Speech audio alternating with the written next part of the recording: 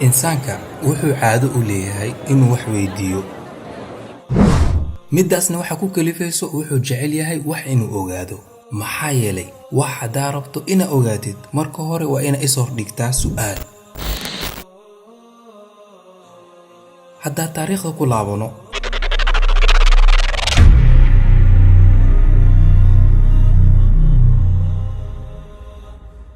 wax walbo la soo hindisay ama horumar walbo wuxuu ka bilaawday su'aal. markuu looyarka ama abukaataha weydiinayo su'aalo kliintigiisa wuxuu rabaa inuu ogaado xaqiiqda dhabta uu kliintigaasi ku difaaci karo.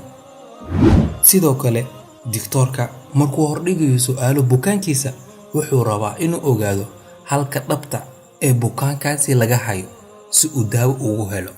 sidoo kale wariyaha markuu hordhigayo su'aalo qofku wareysanayo wuxuu u baahan yahay inuu war buuxdo ka helo qofkaasi.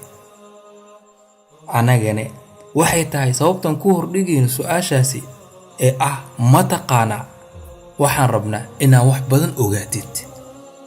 waxa farxad inoo inaan ugu soo birto ciwaanada ku leenahay baraha bulshada Facebook ama YouTube.